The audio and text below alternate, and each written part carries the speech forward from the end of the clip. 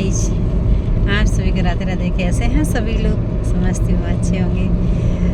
अब कल की है बसंत पंचमी, तो आप सभी लोगों को बड़ी खुशी हो रही होगी कि बसंत ऋतु क्या फूल खिल रहे हैं, पीली सरसों का खेत, हाँ क्या मज़ा आ रहा है। तो अब हम चलते हैं थोड़ा सा कहीं पिकनिक बनाने के लिए। मैंने कहा चलो आज घूमने चलते हैं थोड़ा सा, और कल की भी तैयारी करनी है बसंत पंचमी की, जो कि ठाकुर जी का बड़ा ही सुंदर, बड़ा ही आकर्षक त्यौहार है, जो कि कल से ही होली मथुरा में और वृंदावन, बरसाना, नंदगांव सभी मंदिरों में होली स्टार्ट हो जाती हैं। तो होली शुरू होते ही यहाँ बहुत सुंदर सीन आता है मंदिरों में और बहुत कुछ देखने को मिलता है, और सभी यात्रीगण यहाँ आते रहते हैं। तो हमने सोचा कि चलो कुछ हम पीले फूल लेकर आते हैं, कुछ रेड कलर के लेके आते हैं, जिससे कि अपने भगवान जी को हम सजाएंगे और उनके साथ होली भी खेलकर अपना फर्स्ट दिन मनाएंगे। तो अब वैसे तो शोर मचा रहे हैं सभी लोगों के, 7 डेज आने वाले हैं, वैलेंटाइन डे और ये सब, लेकिन हमारे लिए तो सब ठाकुर जी के डे हैं और हमारा तो वही सब कुछ है।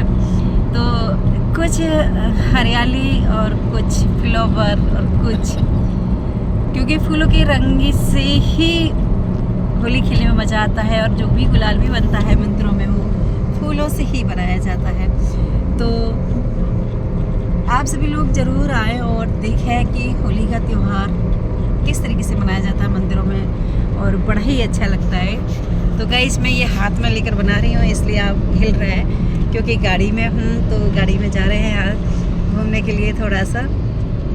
तो जब फूल सूख जाते हैं उनको पीस करके और उसमें कुछ ज़रूरी चीज़ें मिला करके, इत्र वगैरह ये सब मंदिरों में गुलाल बनाया जाता है। लेकिन अब फ़िलहाल तो हम कल की तैयारी में लगे हुए हैं। फिर जैसे जैसे होली आती जाएंगी वैसे वैसे मैं आपको ब्लॉग में देती जाऊंगी, क्योंकि वैसे तो सभी लोग यहाँ आते रहते हैं बाहर से घूमने के लिए, देश विदेश और अपने राष्ट्र से, लेकिन फिर भी कुछ लोग ऐसे हैं जो कि आज तक मथुरा नहीं आए हैं। तो इन सब बातों से और आपको ब्लॉग के द्वारा सब कुछ दर्शाया जाएगा और सब कुछ दिखाया जाएगा। तो और हो सकता है कि मंदिरों की होली भी आपको मैं दिखा दूं। पहले से तो नहीं कह सकती कि बिल्कुल भी दिखा दूंगी, लेकिन देखते हैं समय के अनुसार। तो कल जो है, कल का त्यौहार है बसंत पंचमी, जिससे कि पीला ही पीला। यहाँ वृंदावन में एक मंदिर है जो साल में एक बार खुलता है, और कल के दिन ही वो रूम खुलेगा और ठाकुर जी के दर्शन होंगे। बसंती कमरा है जो। तो कल पीली चीज़ों का बहुत मतलब महत्व है। पीले वस्त्र पहनना, पीले फूलों का प्रयोग करना और पीले लड्डुओं का प्रसाद लगाना, जैसे बूंदी है, बेसन है, और पीले चावल भी बनाए जाते हैं मीठे, जिससे उसका प्रसाद लगता है। तो आप सभी लोग भी अगर करना चाहते हैं ये सब, तो आप ज़रूर करिएगा।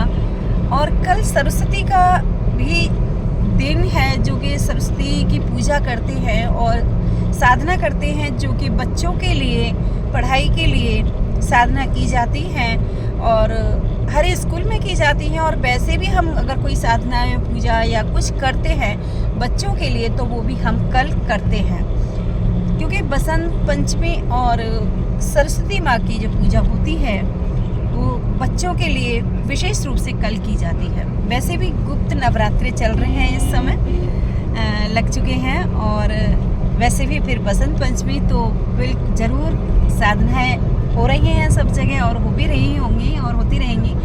तो कोई भी चीज़ मंत्र का जाप करना है बच्चों के लिए, या कोई भी जैसे एक मंत्र है सरस्वती जी का, और उसको शहद से उस यंत्र को बनाने के बाद में और उस गंगा जल से उसको धो करके बच्चों को पिलाते हैं, तो बच्चों का माइंड तेज होता है और बहुत जल्दी याददाश्त उससे बढ़ती है कहते हैं। तो ये सब कुछ ज़रूर करना चाहिए।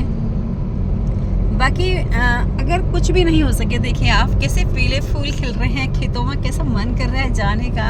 अभी तक मैं गई भी नहीं हूँ खेतों में, सब लोग जा चुके हैं, लेकिन मैं सोच रही हूँ कि मैं भी जाऊँगी। तो कल अगर मान लो ज़्यादा कुछ नहीं कर सकते तो हम पीले चावल बना करके मीठे और उसमें मेवा वगैरह डाल के, जो भी आपकी इच्छा हो अनुसार वो सबको डाल करके आप ठाकुर जी का प्रसाद लगा सकते हैं और पीले फूलों से अपने गोपाल जी को, अपने कन्हैया को, या जो भी भगवान जी आपके मंदिर में, किसी को भी, क्योंकि शक्ति एक ही है, नाम अलग अलग हैं, तो आप उनको सजा सकते हैं और उनकी सेवा आराधना कर सकते हैं। क्योंकि जब हम भगवान जी को सजाते, भगवान जी नहीं कहते कि हमें फूल चढ़ाए, आपके हमें भोग लगाए, वो कुछ नहीं कहते, वो तो सिर्फ उसके द्वारा हमारा भाव देखते हैं।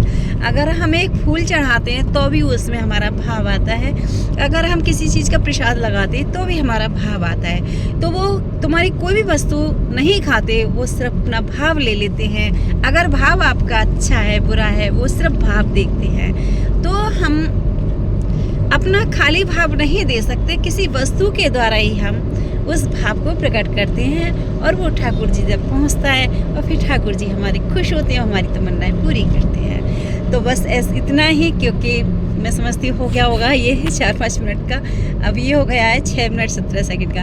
तो दोस्तों आप बताइएगा कि आपको ये जानकारी कैसी लगी, और आगे फिर मैं और देती रहूँगी, क्योंकि बसंत पंचमी है तो उसके लिए मैं और भी बनाती रहूँगी। और आप सभी को बाय बाय। अगर अच्छा लगे तो आप कमेंट्स में ज़रूर बताएं, अगर कोई आपको गलत लगता हो तो भी कमेंट्स में बताएं, और बाकी हम सभी से क्षमा प्रार्थी हैं। तो आप सभी को बाय बाय।